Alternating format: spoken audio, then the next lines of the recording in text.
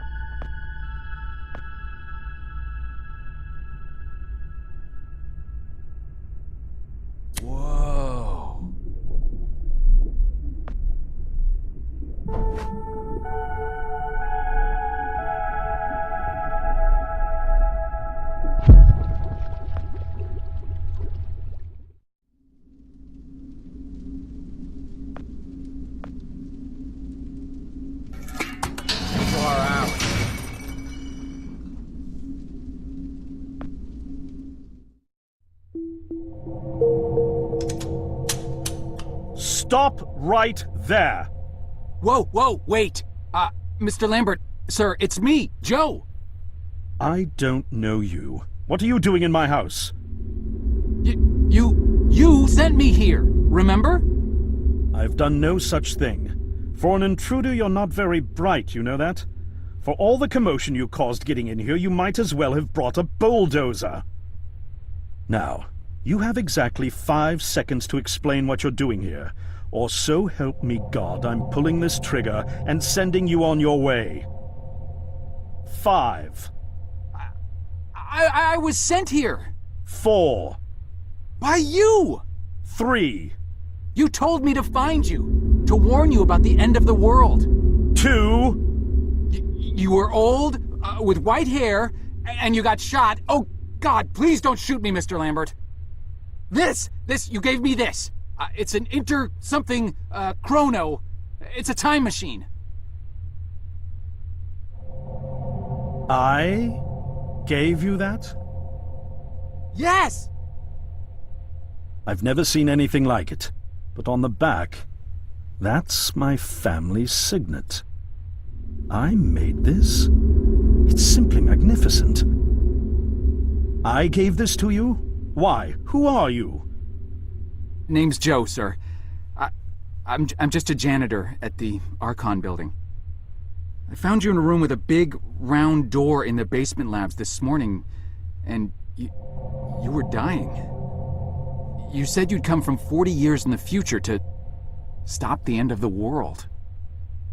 I guess I was the only one around, so you gave me this and told me to find you and tell you all this, and I've been there. The future, I mean. A bunch of times. And you were right, Mr. Lambert. Everyone's gone.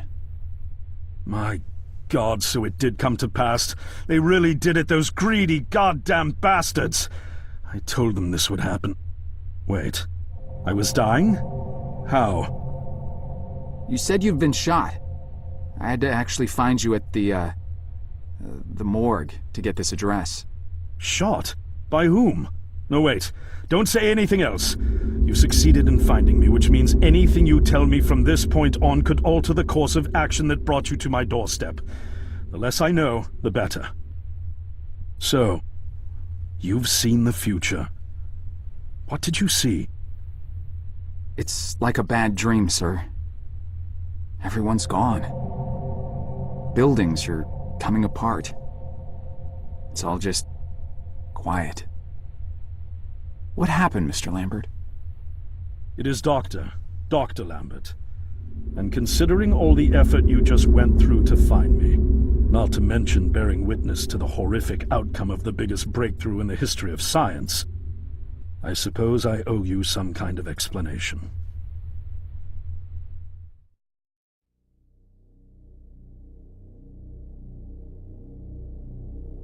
I was 24 when I got hired by Archon, or Athena as it was called back then. Athena was one of the many weapons R&D companies formed during the Second World War. Unlike other R&D companies that had retooled themselves to pursue peacetime activities after the war, Athena had made enough money to continue chasing the next big thing in defense technologies. They were betting the farm on post-war Soviet expansion, raising the level of government paranoia to create a lucrative market for esoteric weapons research. I'd say they made the right bet. Still a theoretical physicist at MIT, my thesis on the possibility of time travel via dimensional membranes got published shortly after I was hired in 1961.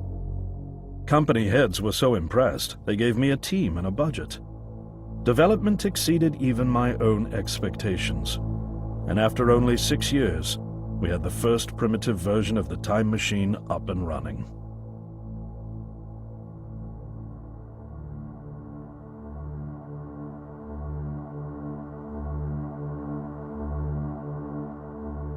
Our first successful trials involved sending simple objects into the future with a timed return. But with Archon running out of money, that was all the company bigwigs needed to secure a big fat contract with the Department of Defense. Apparently, we had sold them on the idea that the technology could be used to go back in time and strangle communism in its cradle. The reality, of course, was that it couldn't. Due to the laws of causality, you can't travel back in time beyond the point where time travel was invented. And sooner or later, we had to explain that to our benefactors. When they started pushing for progress reports, Archon management had to come clean, but instead chose to ease government concerns by claiming the technology could be used to bring back advanced weapons from the future. But this, too, was a lie.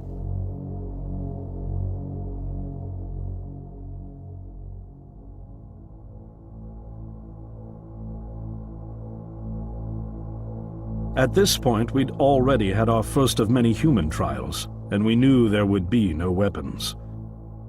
In fact, our results were as terrifying as they were baffling.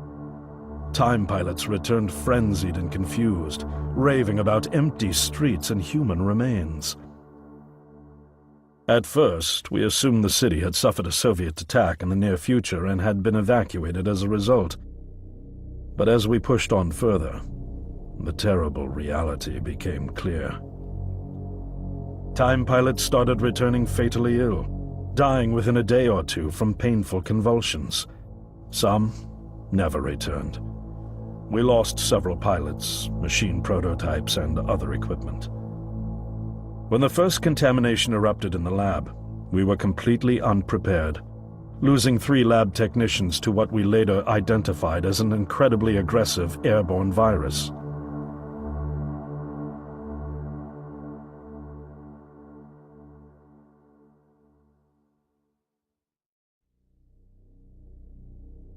Although we weren't equipped to handle biohazards of this magnitude, management insisted we contain and study it. To keep our pilots and the virus alive long enough to study, we co-opted experimental cryotechnology from another project, Lazarus, and established a makeshift virus lab. Once again, the bigwigs managed to spin our setbacks into a success story for the Department of Defense, now claiming that the virus could be cultivated for use as a biological weapon. The team threatened to resign, but outrage was swiftly quenched by promises of massive salary increases and stock options. I didn't take the bribe. I'd witnessed the lethal efficiency of the virus firsthand. I knew there was only one way this was going to end, so I handed in my resignation and set up shop out here. For over a year, I've been working to recreate the technology to bring me back in time and prevent mankind's extinction from ever happening.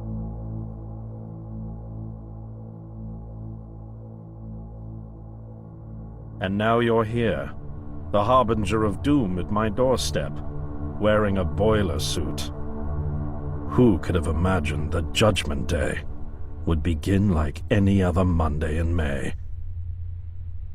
In any case, unfathomable as it may be that you were able to bring this information to me, knowing is only half the battle.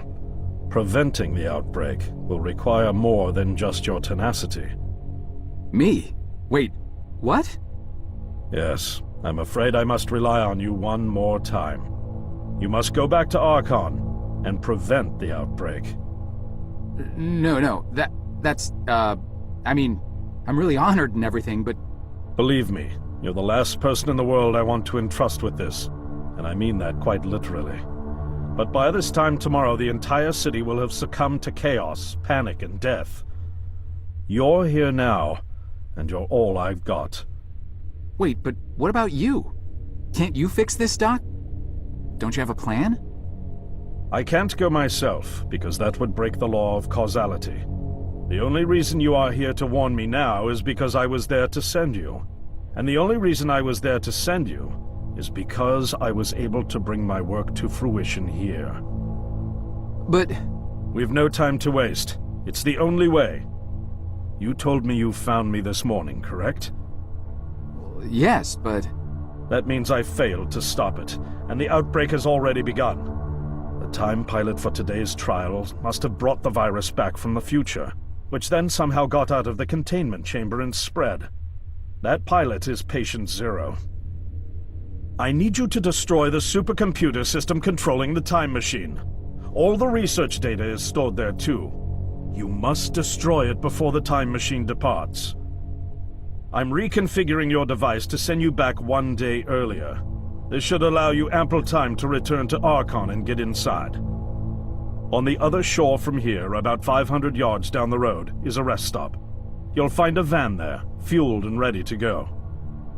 Oh, I already have a ride. Which won't be there yesterday, you ninny. Now stop interrupting me. One last thing, and I need you to listen carefully because this is very, very important. Make sure you do not meet The earlier version of you. Why? What will happen? No one knows for sure. It's one of the conundrums not yet accounted for. There are theories, of course. None of them pleasant. Now, let's get you ready.